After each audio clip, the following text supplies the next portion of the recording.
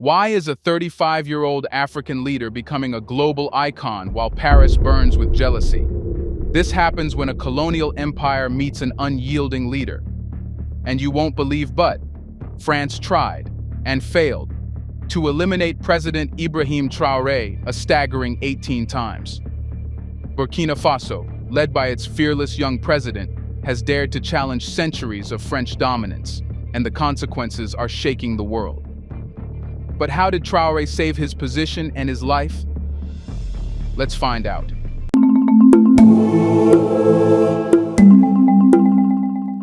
In October 2022, Ibrahim Traoré became the youngest leader in Africa at just 35 years old. His rise wasn't marked by political privilege or wealth, but by a groundswell of public support. Traoré was a captain in the military, a man who understood the struggles of his people because he lived them himself. His ascent came during a time of deep crisis.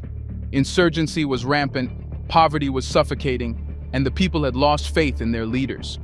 What made Traoré's rise so extraordinary wasn't just his age, it was his unyielding determination to confront Burkina Faso's challenges head-on. Unlike the politicians who came before him, Traoré didn't make empty promises. Instead, he offered a vision of sovereignty, of a Burkina Faso that could stand on its own 2 feet. There are many things to do. There are challenges awaiting you.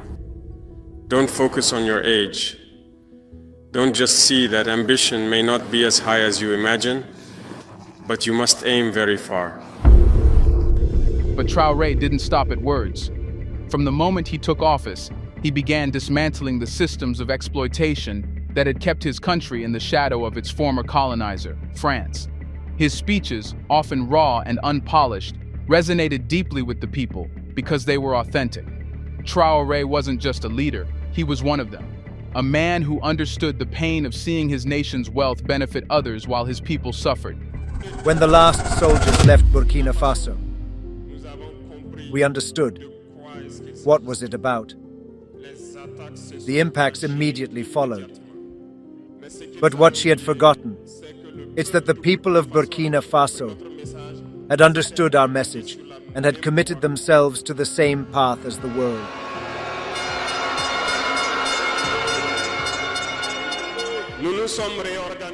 We quickly and suddenly reorganized ourselves. We noticed that all dormant terrorist cells woke up in Burkina Faso. We reorganized the army as quickly as possible, at an unprecedented speed. We created several units, and even if several others are to come, we equipped them. And today, this equipping continues, because in the coming days, in the coming months, what you will see coming to Burkina Faso must make our army a power to be feared. Yet, his rise wasn't welcomed by everyone. Traoré's bold actions quickly drew the ire of France, a nation that had long profited from Burkina Faso's resources.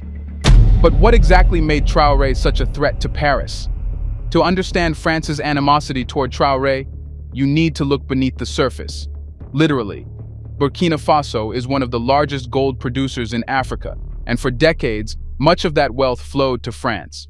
Through lopsided trade agreements and corporate deals, French companies controlled the gold mines, extracting immense profits while leaving little for the people of Burkina Faso. Questo è un bambino che lavora in una miniera d'oro in Burkina Faso. Il Burkina Faso è una delle nazioni più povere del mondo. Per il Burkina Faso, che ha l'oro, la Francia stampa moneta coloniale. In cambio pretende che finiscano nelle casse del tesoro francese il 50% di tutto quello che il Burkina Faso esporta. L'oro che questo bambino si infila in un cunicolo per tirare fuori finisce per lo più nelle casse dello Stato francese. Allora la soluzione non è prendere gli africani e spostarli in Europa, la soluzione è liberare l'Africa da certi europei che la sfruttano e consentire a queste persone di vivere di quello che hanno. Here's a reminder to please like and share the video, and subscribe to our channel to watch more videos on Black culture, history, civilization, and identity. Let's continue now. Traoré didn't just disrupt this arrangement, he shattered it. By nationalizing key industries and prioritizing local ownership, he cut off one of France's major sources of income. But Traoré's resistance goes beyond economics. France's relationship with its former colonies isn't just financial, it's deeply symbolic. For centuries, France maintained its influence in Africa through a combination of military presence, cultural dominance, and political interference. Traoré's actions challenge all of that. By expelling French troops and shutting down French businesses, he's sending a clear message. Burkina Faso doesn't need its former colonizer. This defiance is what makes him such a threat to France. It's not just about losing access to gold, it's about losing control over a narrative that has kept Africa dependent on the West. But Traoré's fight isn't just against France.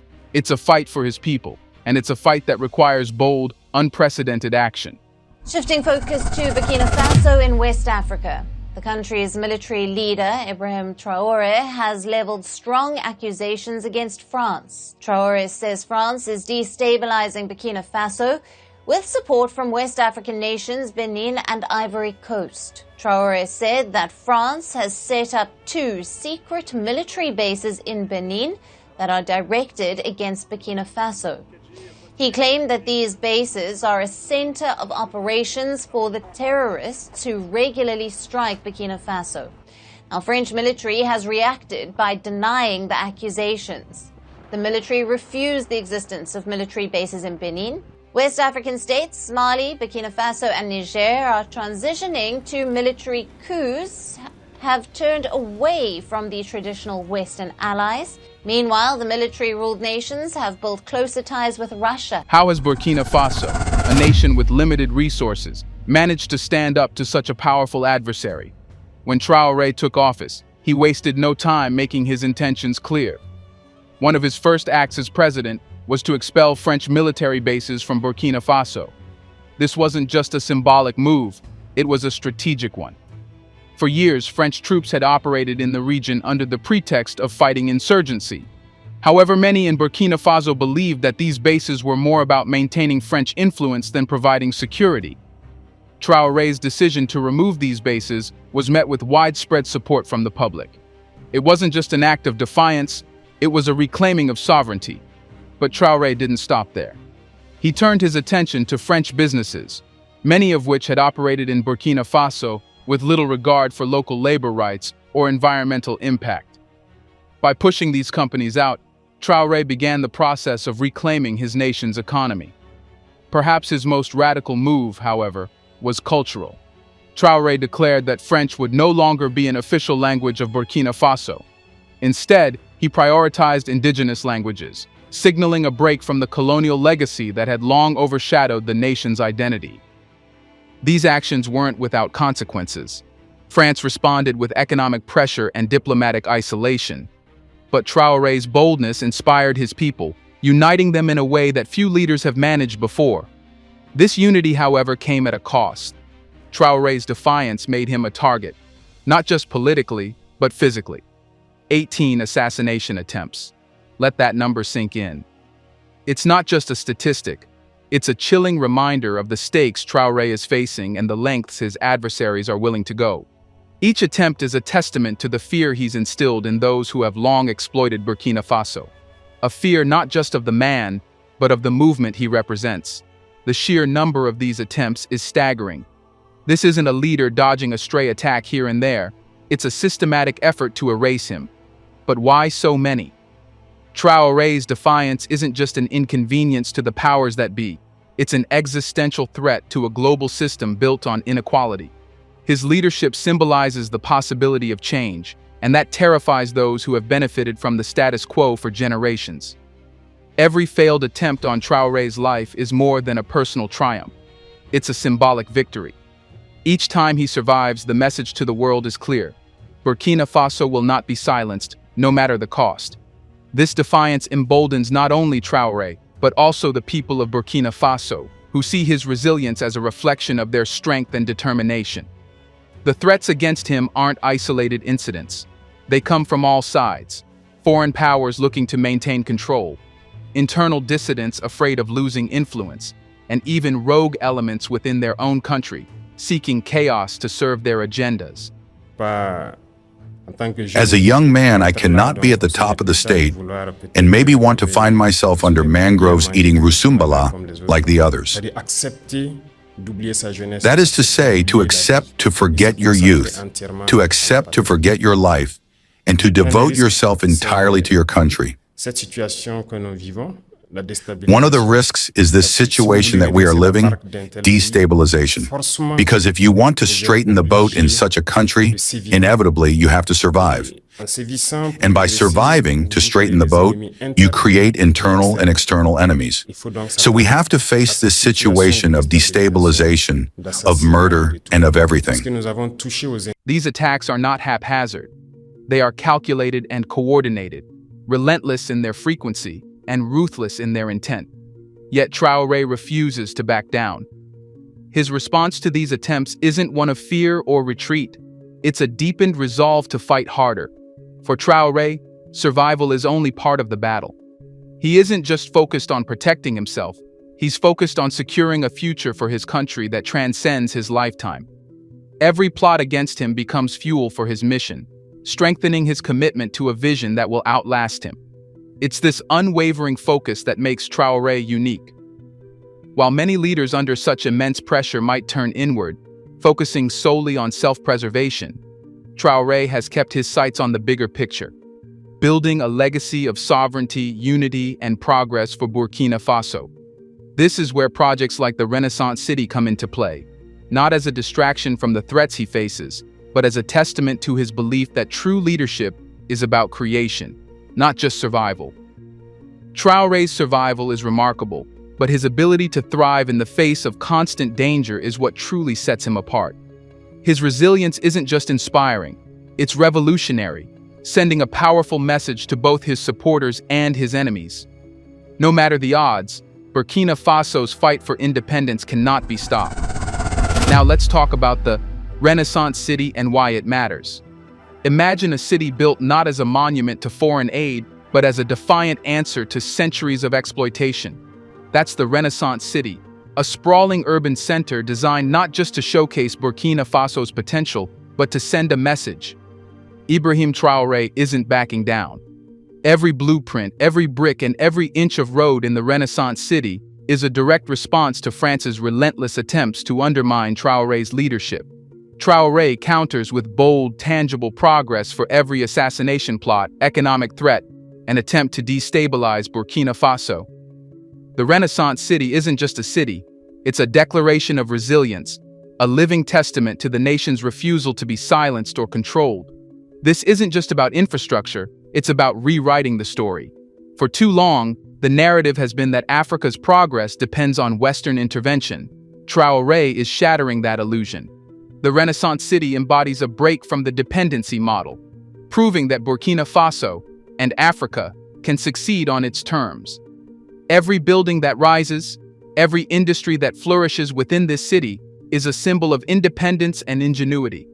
Traoré envisions the Renaissance City as more than just a place. It's a hub for innovation, culture, and sustainability, a beacon of what an African nation can achieve when it puts its people first. Local talent is at the heart of this project, with resources and skills being channeled into building industries that benefit the population, not foreign investors. What makes this project even more remarkable is its timing. While France is reeling from its loss of influence, Traoré is building. While France scrambles to recover from the blow of losing its grip on Burkina Faso, the Renaissance City rises as a symbol of defiance and progress. The contrast couldn't be clearer. One is crumbling under the weight of its colonial past, while the other is forging a bold, self-reliant future. The Renaissance City isn't just a project, it's an answer. It's Traoré's way of proving that no matter how many threats or attempts are made against him, Burkina Faso's vision for independence will not falter. It's a promise to his people and a challenge to the world. Burkina Faso will not just survive, it will thrive, and it will do so on its terms. So after all these attempts and Traoré's resilience, what happens with France? France's colonial past wasn't just a chapter in its history books. It was the foundation of its modern economy. The riches extracted from Africa built the infrastructure of Paris, fueled French industry, and bolstered its global standing. Burkina Faso's recent rebellion is more than an isolated event. It's the unraveling of a colonial strategy that Europe has relied on for centuries. Think of France's economy as a Jenga tower. Every African nation that decides to reclaim its resources pulls out another block. When Burkina Faso said no more, it wasn't just gold mines France lost. It was a cornerstone of its influence in West Africa. The impact of this loss has been profound. French companies that once dominated African markets are scrambling to find alternatives. Paris's carefully curated image as a partner to Africa is disintegrating. And the financial losses? Staggering. France is dealing with the immediate economic fallout and the ripple effects on European stability, as its declining influence in Africa sends shockwaves through international markets. But Burkina Faso's defiance isn't just hurting France economically. It's challenging its global identity. France built its post-colonial image as a protector and ally of Africa, but that facade is crumbling, exposing the exploitation beneath. And while France stumbles, Traoré is steering Burkina Faso toward a future of independence and innovation. While France flounders, Burkina Faso is thriving under Traoré's leadership, thanks to a revolutionary approach to governance and development. Traoré's model is simple: build from within. His first move was to establish a state-owned bank, a bold step that sent a clear message: Burkina Faso will no longer rely on international financial institutions with strings attached. This bank is more than a place for deposits. It's a tool for empowerment. It funds local businesses, supports agricultural initiatives, and invests in renewable energy projects tailored to Burkina Faso's unique needs. Agriculture, once overlooked in favor of exporting raw materials, has become a priority under Traoré's leadership. Farmers are being equipped with modern tools and training, allowing them to produce higher yields and feed more of the population. This shift not only reduces reliance on imported goods, but also creates jobs and strengthens the local economy. Renewable energy is another cornerstone of Burkina Faso's new path. Traoré recognizes the potential of solar power in a country blessed with abundant sunlight. By investing in solar farms and small-scale renewable projects, Burkina Faso is working toward energy independence, a key factor in breaking free from foreign control. But perhaps the most remarkable aspect of Traoré's leadership is his focus on education and innovation. Traoré knows that a self-reliant Burkina Faso needs a generation of thinkers, creators, and leaders who can sustain the progress he started. Through scholarships, vocational training programs, and investments in technology, he's planting the seeds for a brighter future. The world is watching, and Burkina Faso's approach is already inspiring other African nations to rethink their reliance on the West. But how far-reaching is this influence? Burkina Faso's defiance under Ibrahim Traoré isn't just a national story, it's a continental awakening. Across Africa, leaders and citizens alike are looking to Burkina Faso as a blueprint for what's possible when a nation prioritizes its people over foreign interests. Take Mali, for instance, which has recently followed Burkina Faso's lead in expelling French troops, or Guinea, which is revisiting its trade agreements to ensure more equitable resource distribution. Traoré's actions have sparked a domino effect, pushing other nations to ask hard questions about their relationships with the West. This isn't just a political shift, it's a cultural one. African nations are increasingly embracing their identities, languages, and traditions, shedding the remnants of colonial influence. The rise of Pan-Africanism, a movement that emphasizes unity and self-reliance across the continent, is gaining momentum, and Burkina Faso is at its heart. But this isn't an easy road. The same forces that oppose Burkina Faso are working to suppress similar movements across Africa. Economic sanctions, media campaigns, and covert operations are just some of the tactics being used to maintain control. Yet, the growing solidarity among African nations suggests that this time, the tide may be turning.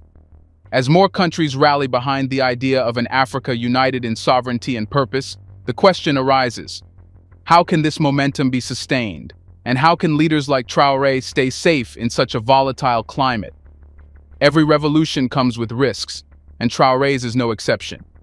His bold actions have made him a target, not just for foreign powers, but for internal forces threatened by change.